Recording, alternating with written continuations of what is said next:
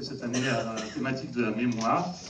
Et il débutera 2 jours plus tôt, le 6 juin, le mercredi, avec, à mon avis, un juste mélange, comme d'habitude chez Focal, de documentaire et de fiction.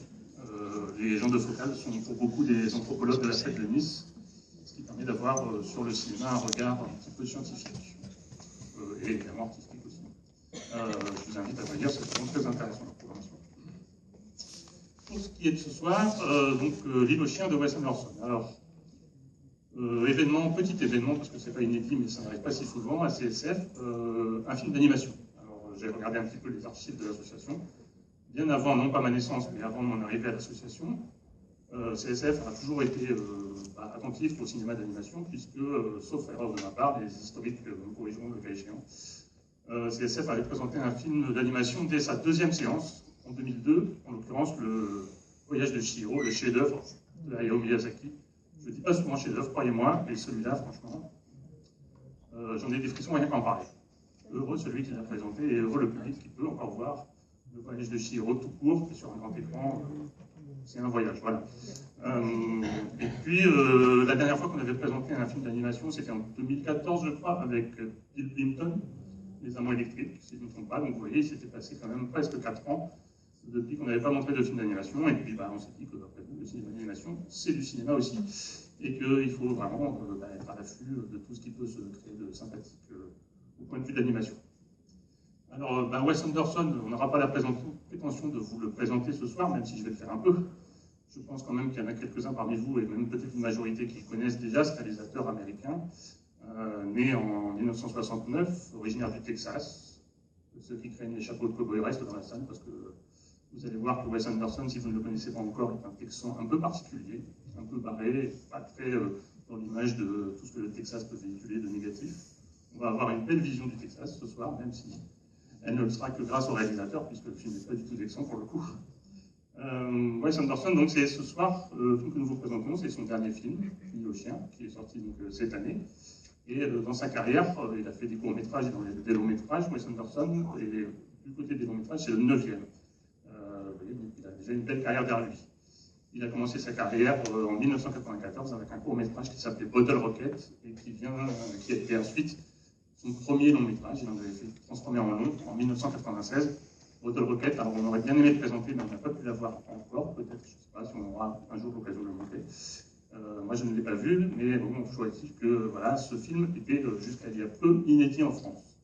Wes Anderson gagnant en popularité en France de manière importante ces dernières années, une copie restaurée de Bottle Rocket circule sur le territoire français actuellement.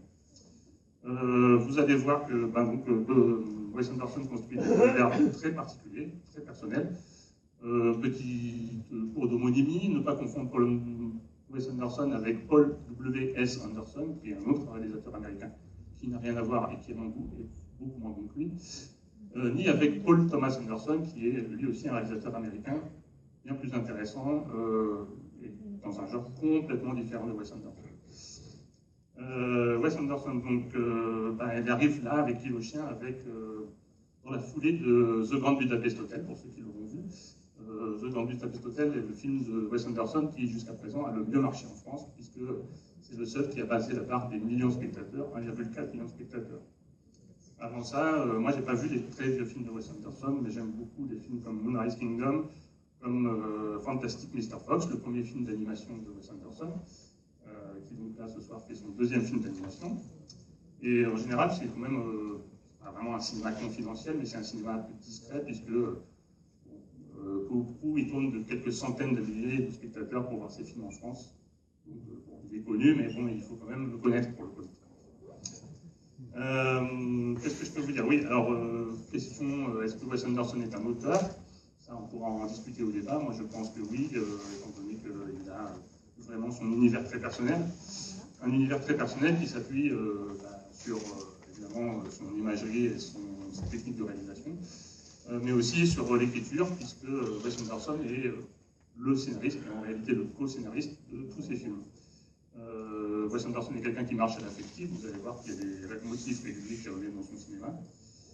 Et puis aussi avec les humains, il a de l'affection, puisque en général, quand il est co-scénariste avec quelqu'un, il est co-scénariste avec ses amis Wes Anderson. Il a fait par exemple plusieurs films en co-scénario Owen Wilson, Noah Baumbach, ou encore Roman Coppola, le fils de Francis Ford, le frère de Sofia. Donc ça, c'est un peu sa famille de cinéma. On les retrouve, tous ces gens, à la fois à la technique, à l'écriture, devant l'écran, en voix ce soir. Enfin bref, c'est vraiment quelqu'un qui a fait une bande autour de lui, qui a créé une troupe presque de fidèles, et puis dans lesquels il agrège régulièrement des nouvelles personnalités en fonction du feeling qu'il a avec les gens, je pense. Et puis généralement, maintenant, avec son carnet d'adresse, il est un petit peu comme Woody Allen, bien que beaucoup plus jeune. Je pense que quand Wes Anderson appelle un artiste américain, l'artiste américain ne doit pas trop avoir tendance à dire non. Pour vous donner une idée, parmi ses fidèles, on compte l'inénarrable Bill Murray, qui a fait 8 films avec Wes Anderson. Owen Wilson, dont j'ai parlé comme co-scénariste, a été également 7 fois son acteur. Et puis, il pousse la famille jusqu'au bout parce qu'il fait aussi tourner sa famille à lui. Eric Chase Anderson, son petit frère, a joué 6 fois dans ses films. Alors tout ça, ça pourrait vous donner l'impression d'un cinéma de connivence, de copains qui laissent le spectateur de côté, mais enfin, vous jugerez, mais à mon avis, pas du tout, quoi. Au contraire. Finalement, on fait aussi partie de la bande de copains de Wes Anderson et nous embarque avec lui dans ces histoires un peu folles. Avant d'en dire trop sur le film, je voudrais juste vous donner quelques petites accroches. Vous allez voir, comme c'est un film d'animation, aucun acteur n'est à l'écran visible. Par contre, vous allez les entendre constamment. Donc, c'est des grands noms du cinéma américain. Moi, je sais que traditionnellement, dans le CSF et dans les cercles cinéphiles en général, on aime bien les VO. Donc, on vous montre le film en VO ce soir, évidemment. Je crois qu'on aurait pu accorder la chance à la VF dans ce film, puisque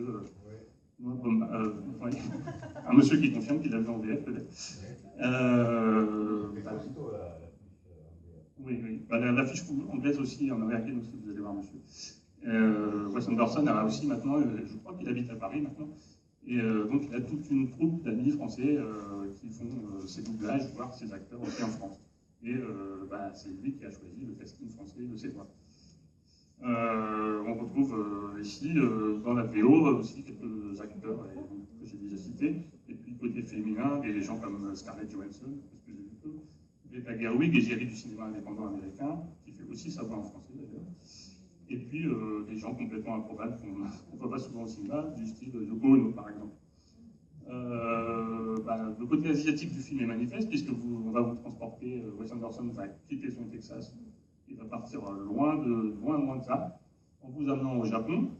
Alors le Japon, Wes Anderson dit qu'il adore ce pays, qu'il y est allé plusieurs fois, qu'il aime sa culture, vous allez voir, c'est manifeste à l'écran. Il est très documenté sur le Japon, il connaît plein de choses, qu'il a aussi un côté un petit peu taquin qui fait qu'il se moque très respectueusement de tous les rites japonais, de tout ce que peut représenter le Japon et le cinéma japonais, tout ça avec beaucoup de références à l'égard des grands maîtres historiques japonais. Mais quand même, malgré tout, il nous amène dans une fiction, puisque le Japon qu'il nous présente, c'est bien le Japon pour le coup, mais il nous amène dans un futur, et dans un Japon qui non seulement n'existe pas encore, mais n'existe pas du tout, puisque la ville dont il nous parle s'appelle Miyazaki. Alors Miyazaki, ça sonne bien japonais, mais pour le coup, ça n'existe pas encore au Japon. Et vous allez voir que cette ville est quand même très particulière, elle vous rappellera peut-être des villes réellement existantes. Pour vous donner une idée du perfectionnisme de Wes Anderson, les décors du film, il y en a quand même 240 différents. Accrochez-vous à l'image. Donc ça a été un long travail pour Wes Anderson, ce film, 2 ans de travail avec toutes ses équipes techniques, un travail, j'allais dire de chien, oui peut-être. Enfin lui, il dit que c'est quand même un grand plaisir d'avoir fait ce film avec toutes ces techniques, tous ces techniciens qu'il a retrouvés de l'époque de Fantastic Mr. Fox. Il explique qu'il a fait le film pour ça, parce que quand il avait fait Fantastic Mr. Fox, son premier film d'animation en 2009, il avait déjà mis beaucoup de choses dedans, qu'il avait encore plein de choses à raconter en animation, et il s'était dit que il serait content d'en refaire un deuxième avec les mêmes équipes. Mission accomplie. Bravo, monsieur Anderson.